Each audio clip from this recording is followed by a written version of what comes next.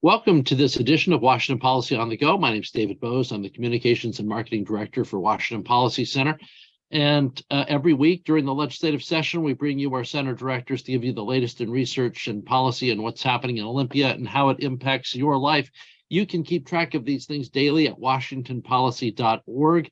It's a great source for news and information about Olympia, about what's happening in Washington State, about the choices government is making and the changes it's making that could impact the way you start your business, run your business, educate your children, receive your health care.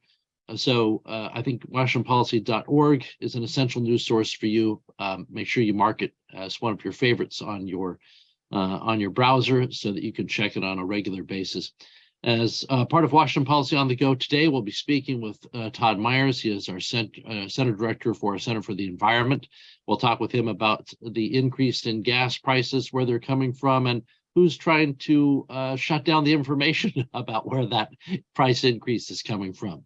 But first, we're going to start with our Center for Education Director, Finne, who is with us now, and I like to start things with good news of late because we've had plenty of bad news. And some of the good news is across the country, there's kind of a revolution going on in favor of school choice. And you can correct me if you think I'm wrong, Leif, but I view it as it was building before and people were looking at it before, but I think the COVID shutdowns really highlighted why it is parents need more direct control over their child's education. Leif, why don't you give us a rundown of where this is happening and what we're looking at? Yes, it's very exciting what's going on across the country. And it is in response to the COVID school shutdowns where parents got to see what was happening, what was not happening in education for their children. And now all of a sudden there's a new justification for giving parents options outside the traditional assigned public school model. And that is to satisfy parents, which is like a new idea. And just in the last 3 months, it's been amazing to watch.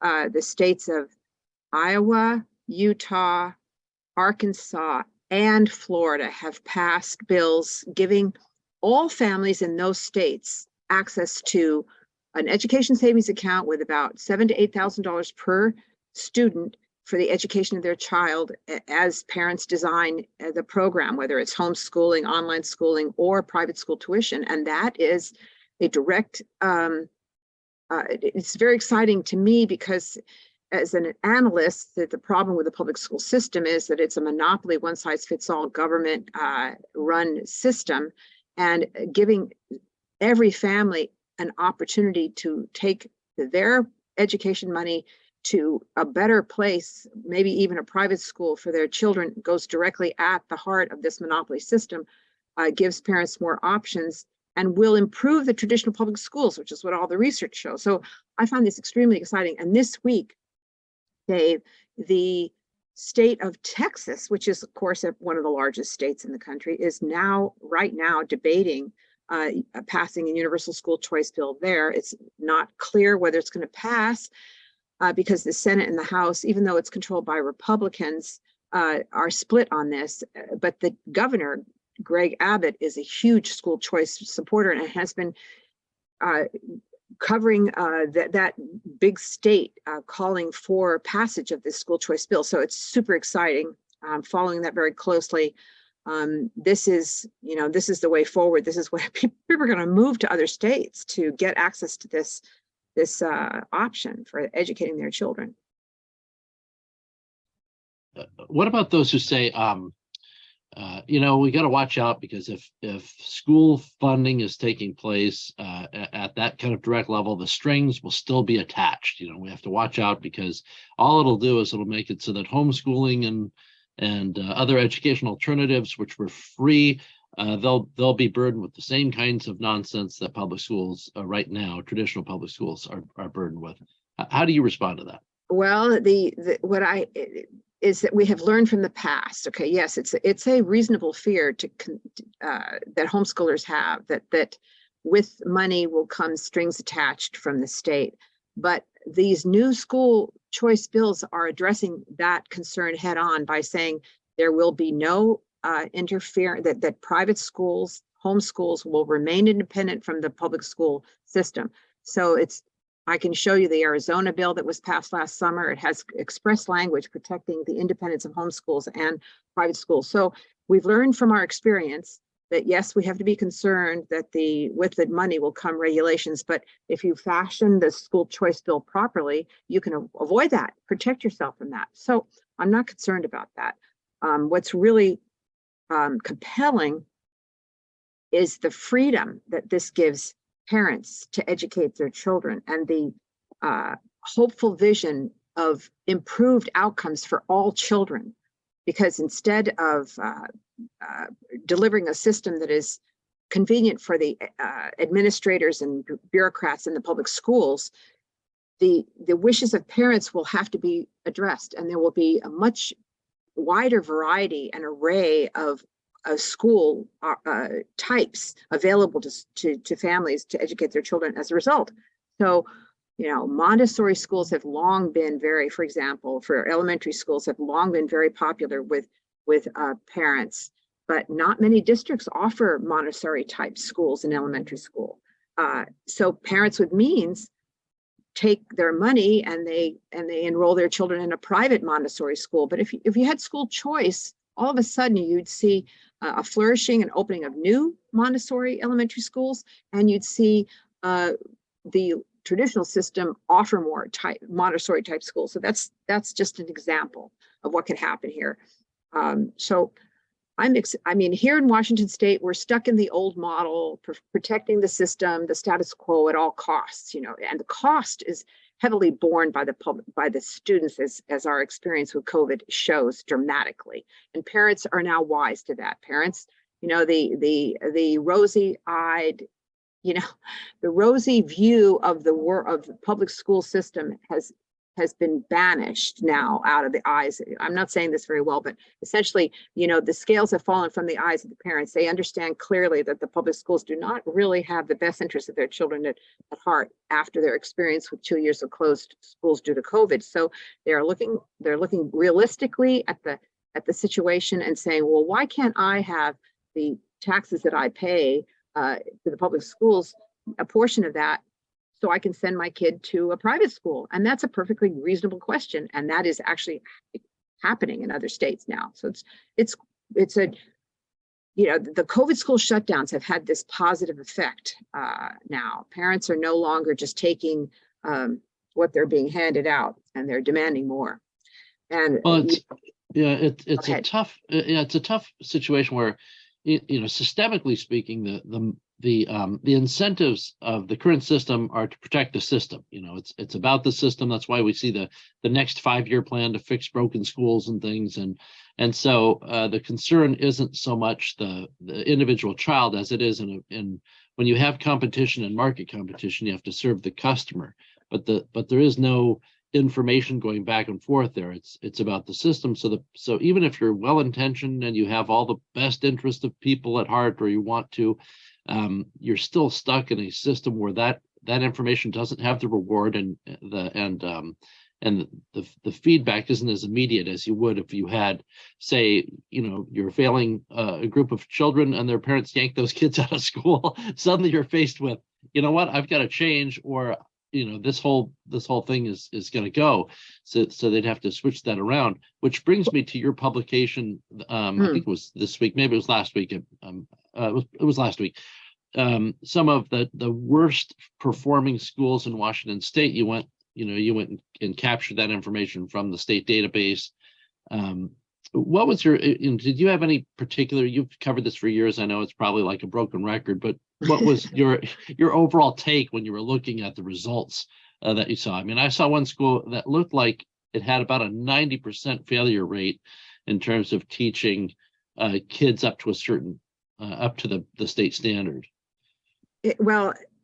I have been reporting on the state's accountability metric for schools now for a dozen years. And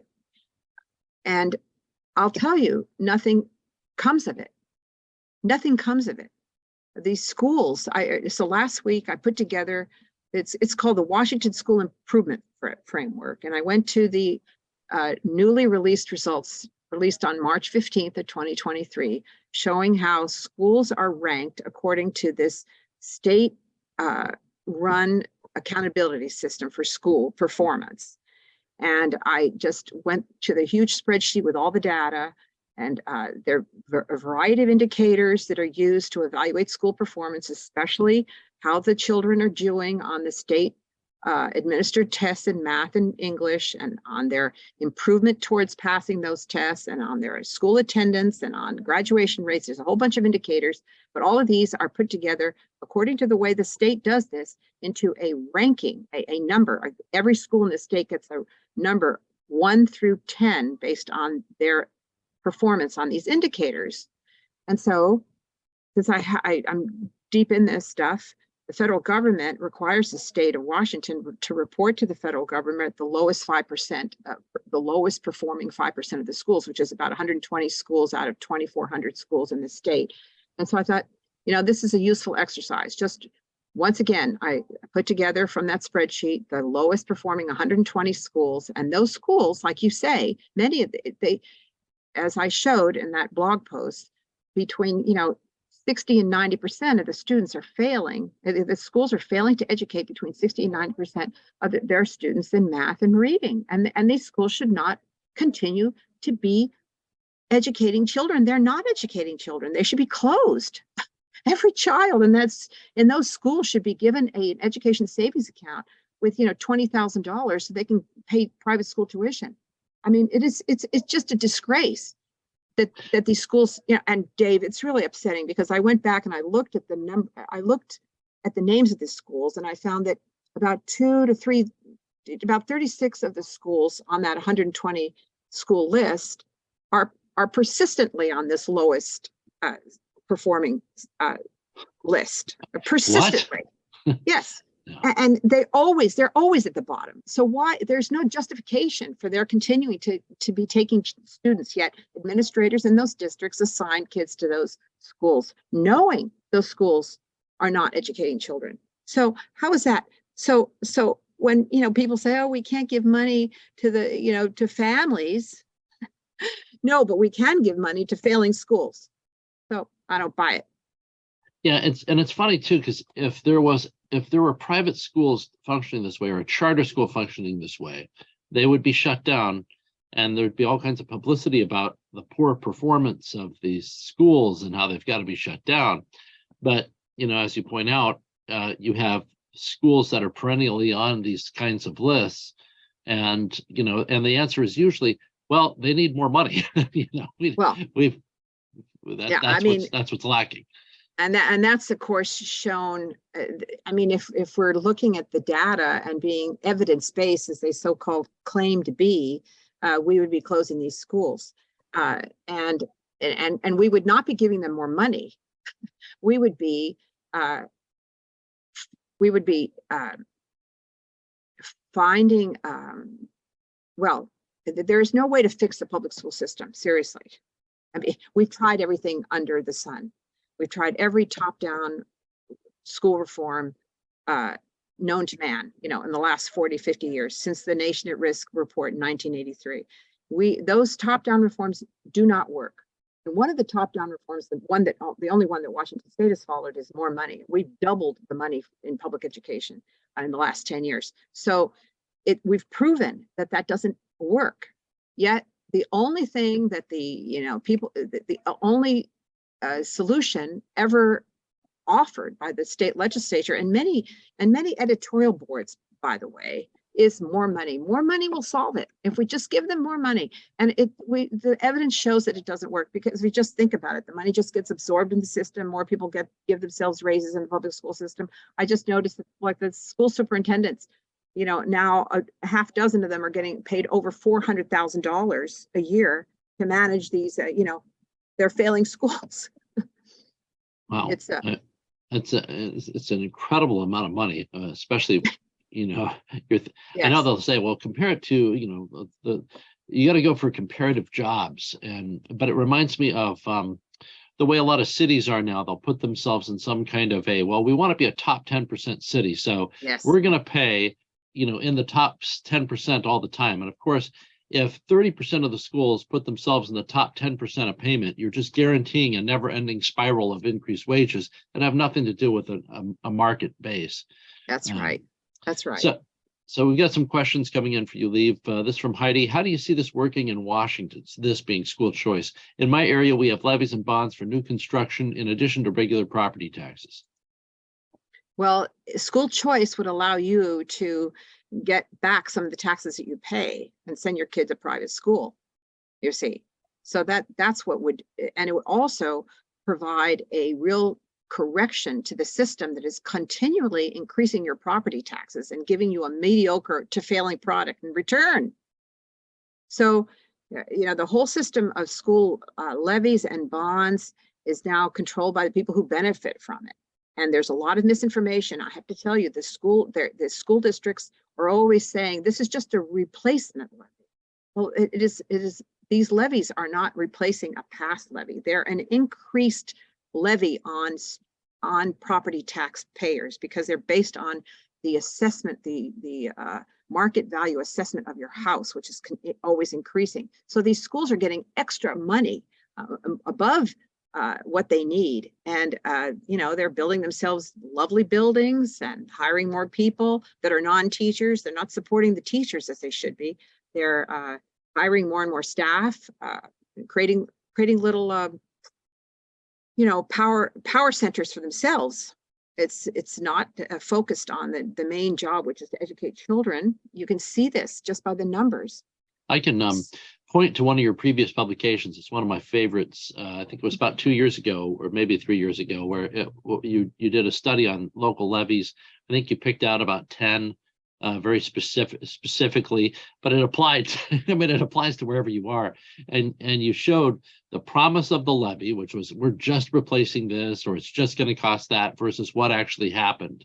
And you can go back and look for that study under Leave's Center for Education tab on our webpage there. I'll try and put it in the chat section here. I'll grab the link while we're talking, but that was just a really fascinating, and they weren't a little bit off. I mean, they were way off.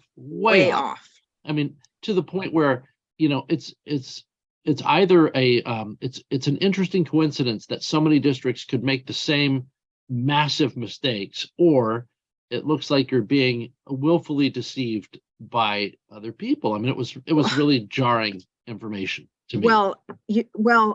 Well said, Dave, because when I first started this job, I started to notice public officials actually lying to the public.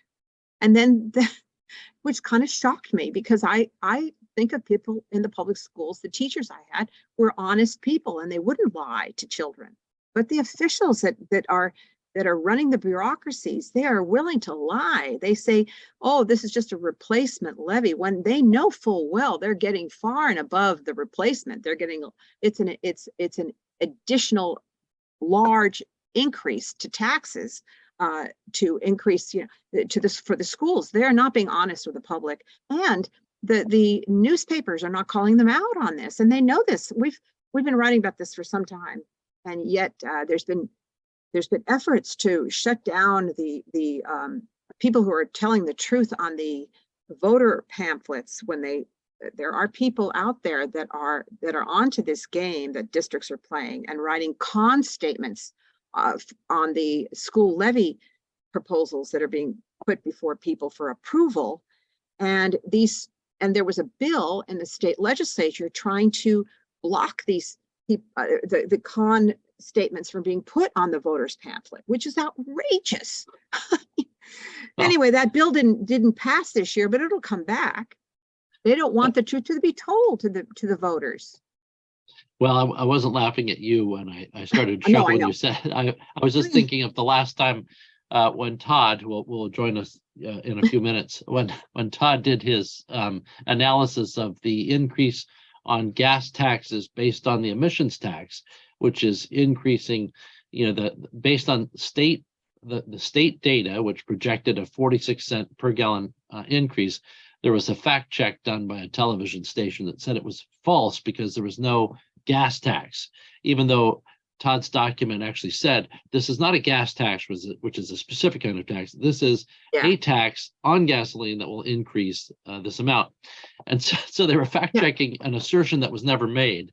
Yes. And then the fact check was false because government officials said, oh, we're not going to increase, we're increasing the taxes on this, but it's not going to increase prices, which just makes no sense at all. Well, there you are. You know, yeah, we'll get more into that there, but it's just crazy.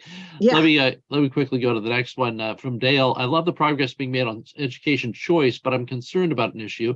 Arkansas is providing $8,000 for parents to defray the cost of optional schooling, but it appears that for every student that opts out of public school, the state is going to provide the public school with over $9,000. Taxpayers are going to be out an additional expense. That is possible. I don't know that, and I have noticed this practice in the past that in Massachusetts, for example, districts that lost students to charter schools got an extra large lump of funding from the state to backfill their budgets for the students they no longer educate. You may be completely right. I'll look into this, that this is happening in Arkansas. What a shame. What a disgrace. Really. Could be a way of buying off opposition too. Who knows? Yes, political opposition, where you say, okay, we're going to continue to get funding. Now, eventually, parents, like in the COVID shutdown, when you saw people clamoring for additional funding while being shut down for the most part, eventually parents kind of wake up to that fact and say, wait a second. You know, once again, I'm going to bring up Yes, Prime Minister, my favorite political show of all time. There's the episode that is most insightful on this is a show about the award-winning hospital with the best hygiene, which also happens to have no patients. And well, there we go. The whole show is about dealing with this hospital and all the employees. They have hundreds of employees, but no patients. Well, so Dave, this morning I was doing research on the Edmonds School District, just north here of Seattle, to look at their numbers. Yeah, they're spending $20,000 per student. They've lost about 1,000 students, 975 students since 2019-20. Yet they're getting $53 million more than they had then. Yeah. Okay. So they're getting more money and educating fewer students. That is the pattern across the state. Next question, this comment here from Beth. The House is debating 5031 on special ed funding. I'm not familiar with that bill. Is there something key we should consider here? Senate Bill 5031 looks like. Well, I mean, of course, we want the education of special needs children to be met with adequate funding.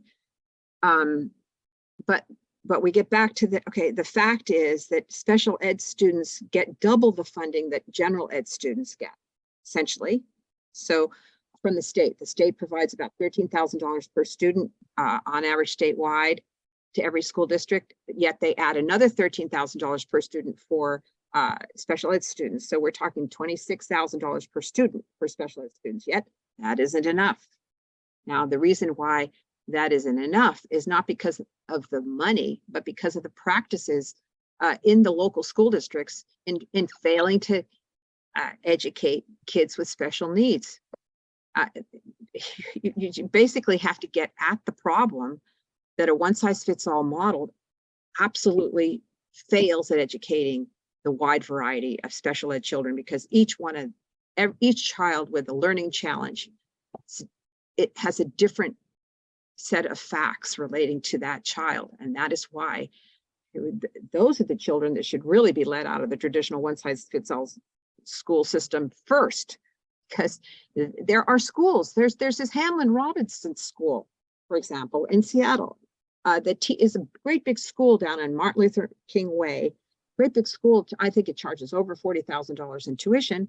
It knows how to teach children with dyslexia. Apparently, it has the cutting edge model. They are successful at teaching kids with dyslexia how to read. They go on to college, the kids that go there. The public schools, by contrast, are so far behind on teaching kids dyslexia. They're using outdated models. They're not using cutting edge models. So there you go. That is the problem. The bureaucratic system of public schools is not this is not a model for delivering individual learning to children, especially kids with learning needs.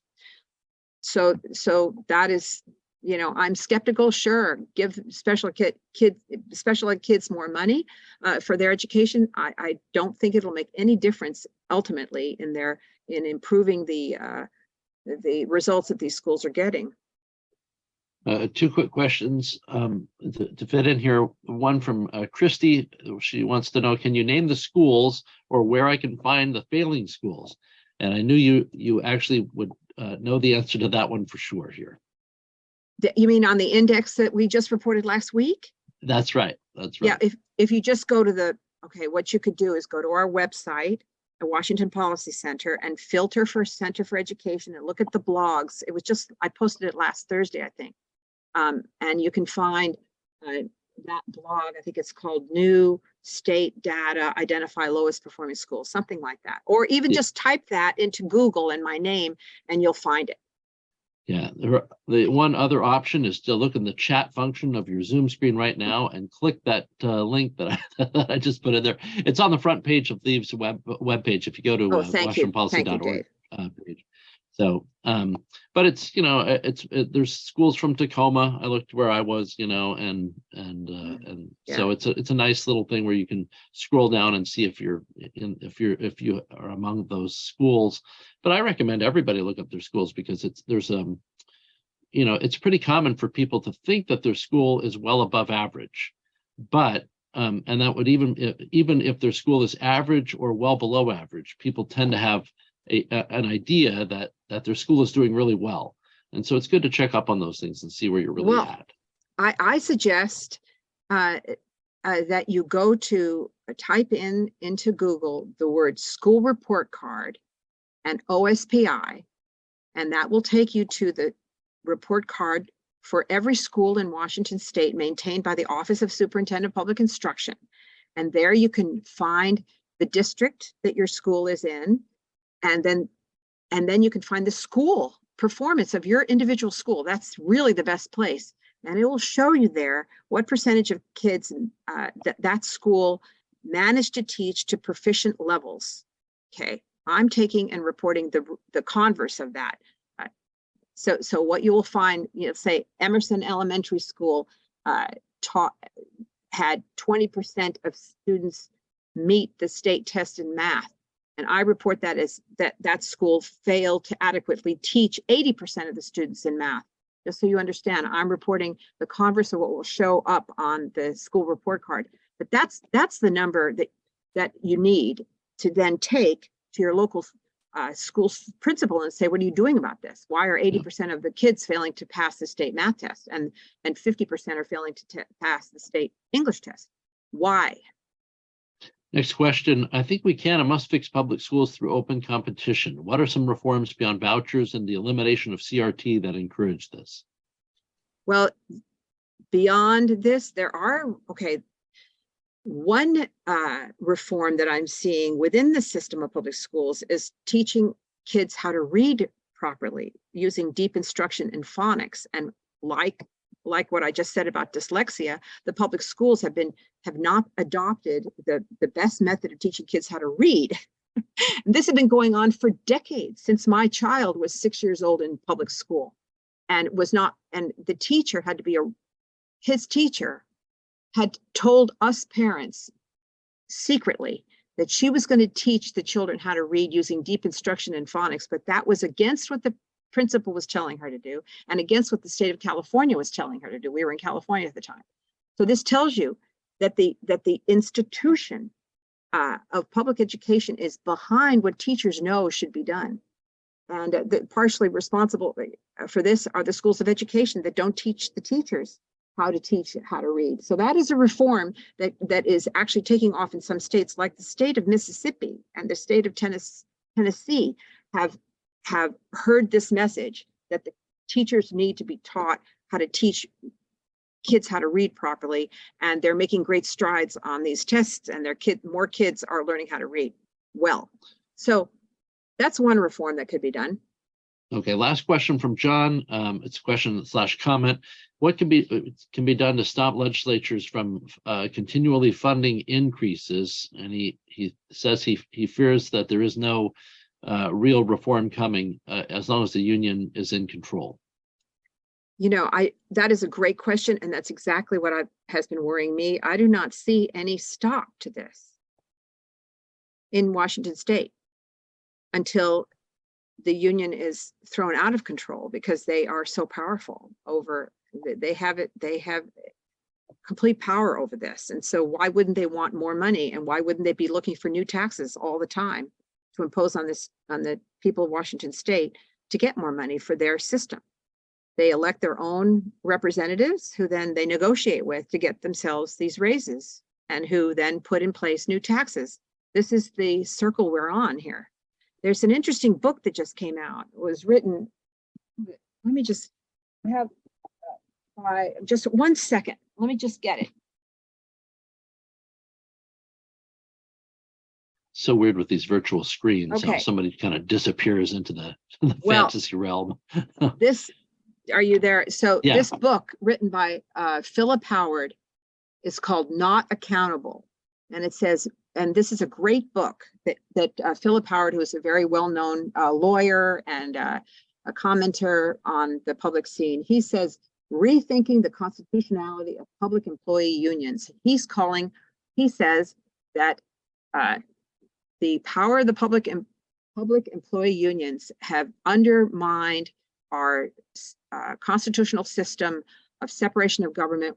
They have made the executive branch incapable of running the public system, which I think is an extremely good argument. So he's calling upon the courts to strike down public employee sector unions. And I think he has a lot of good arguments. This book is called Not Accountable.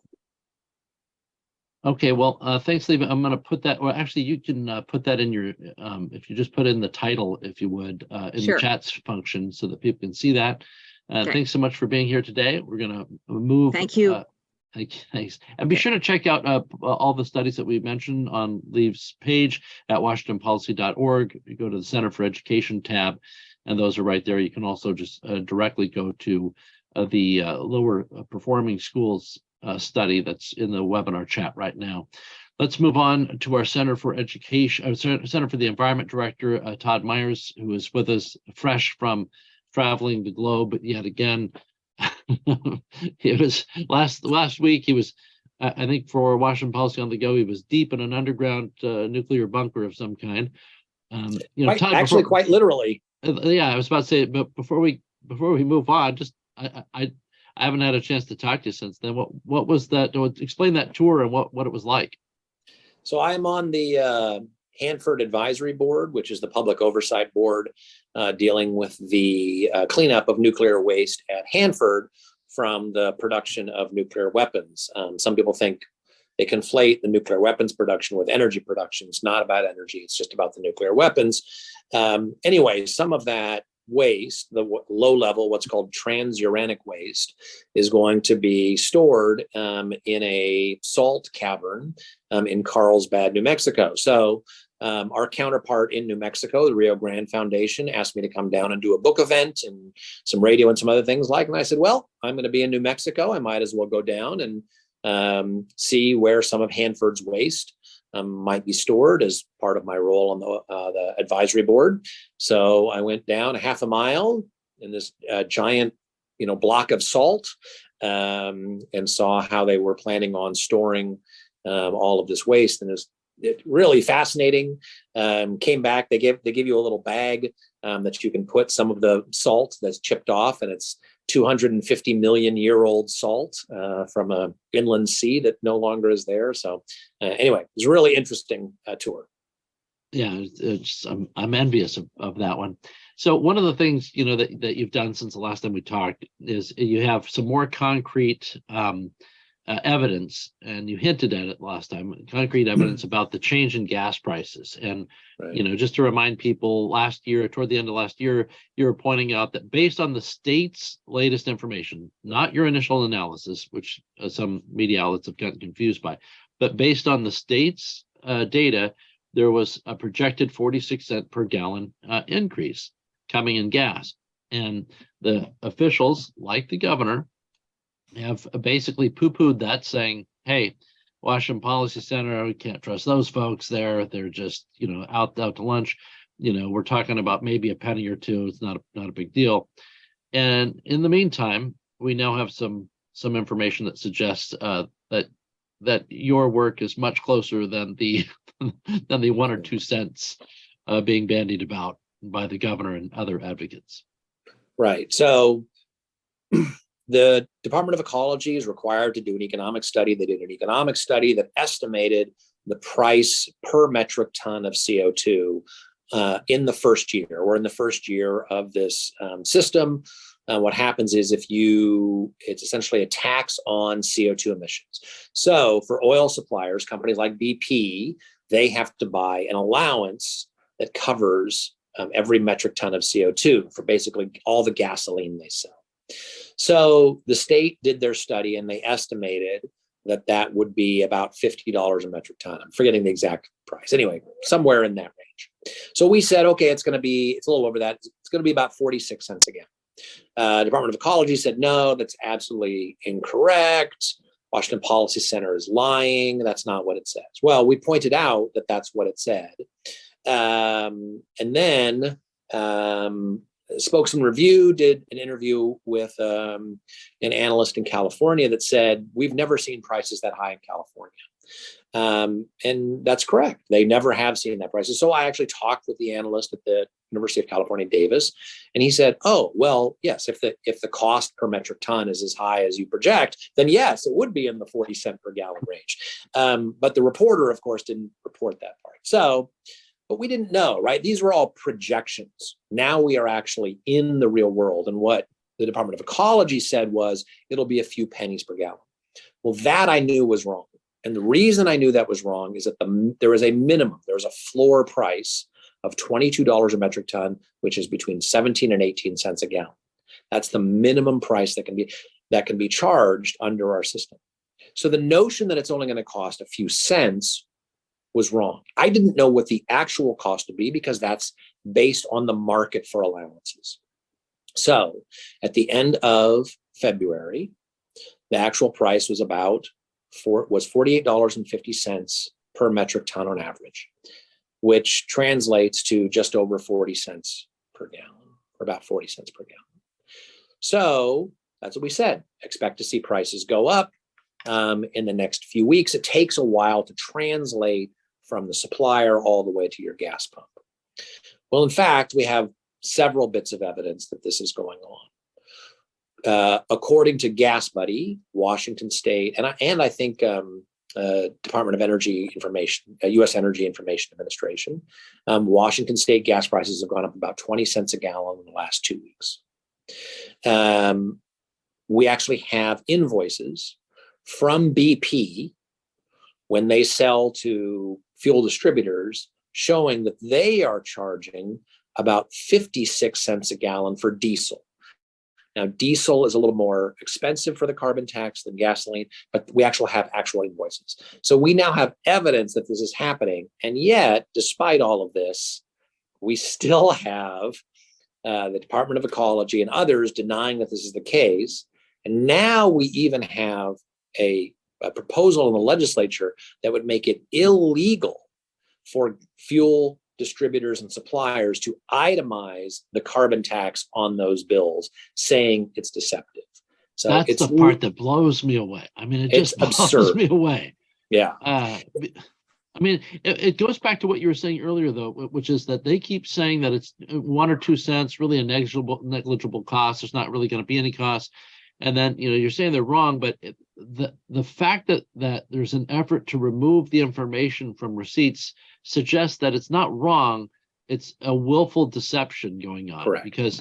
Because it's one thing to think that you're wrong. And then when you're presented with the evidence and instead of reacting to it, you say, I need to find a way to make sure other people can't see this. Right. That tells you something else.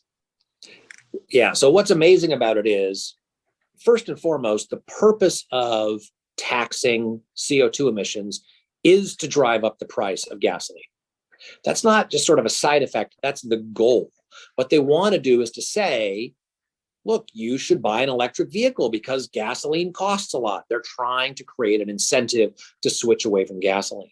And so for them to then turn around and say, our policy doesn't raise gas prices is absurd. That's the goal of it. But the second thing is that every state that has this admits that it increases gas prices.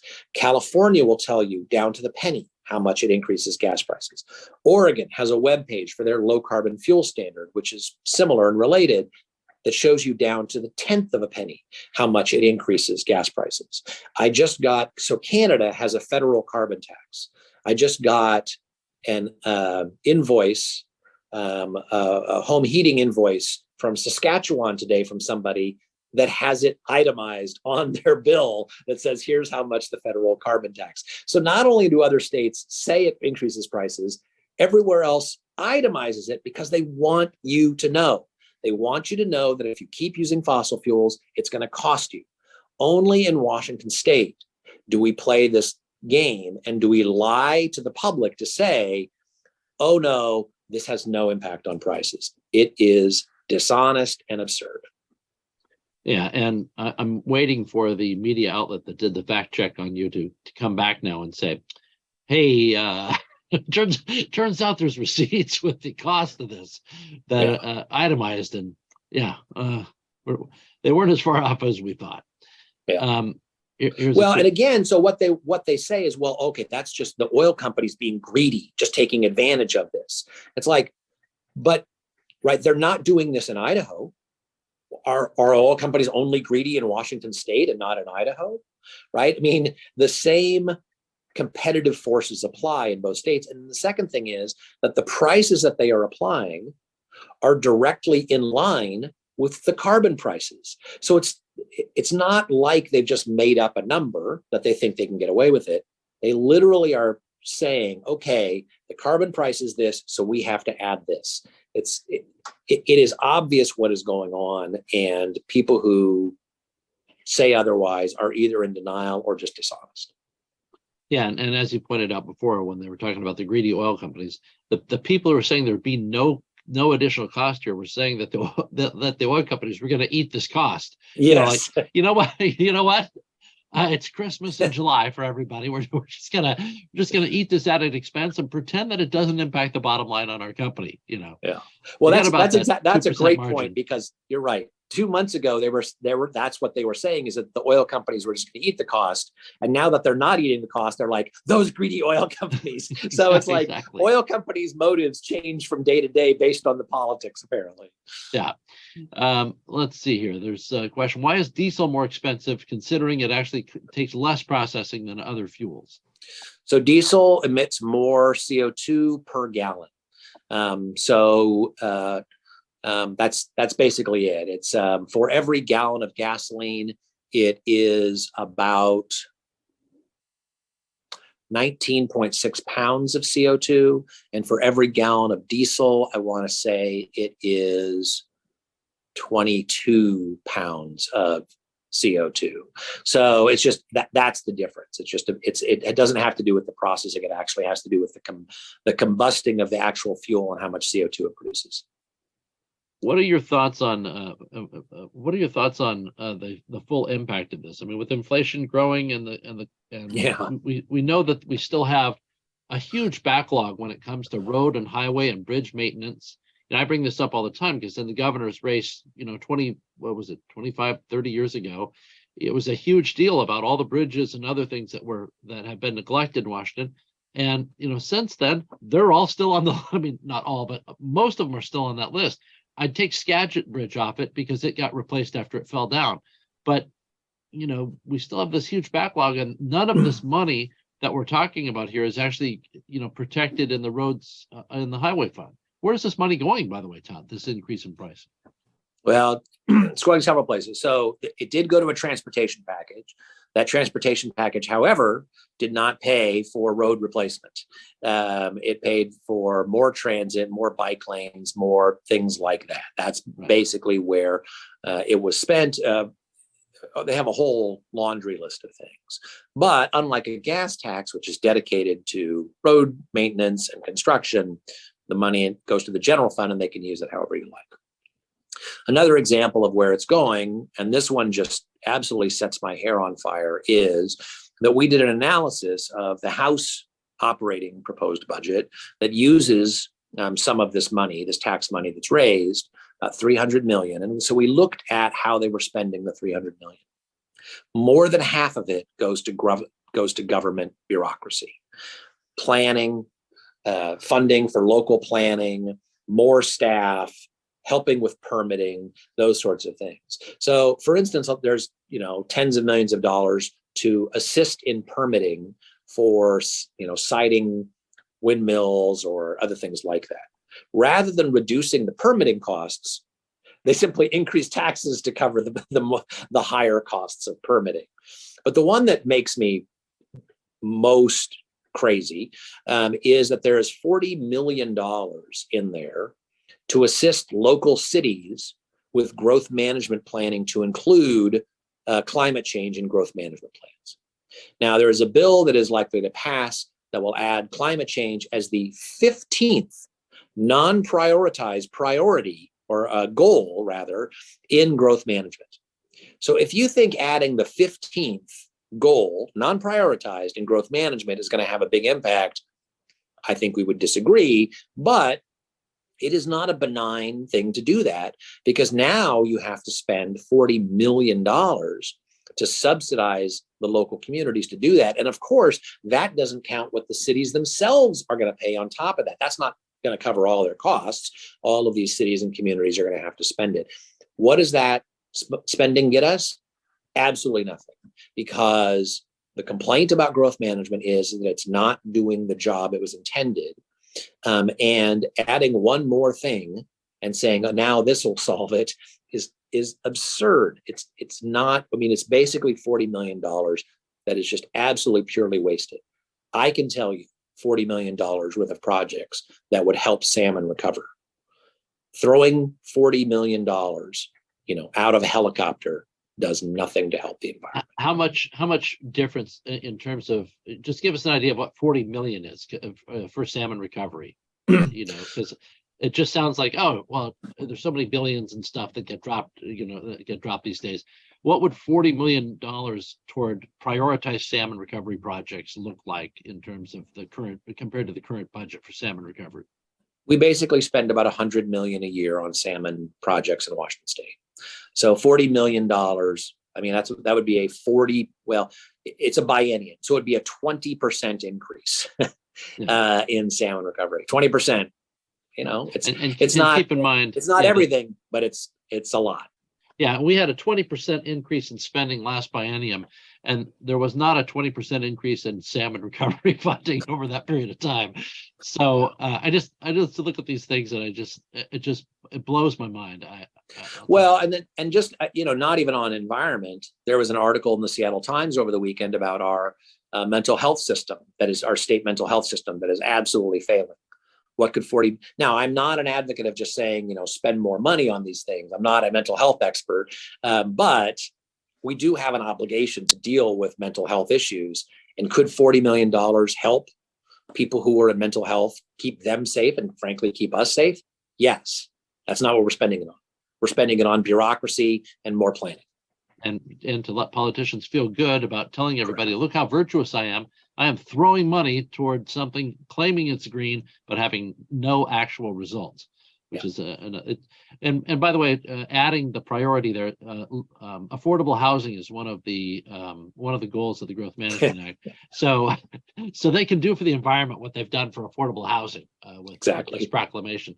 Real quickly, one observation Mark wanted to make: the Costco app lists regular unleaded in Spokane Valley at $3.87 a gallon, and in Coeur d'Alene at $3.19 per gallon.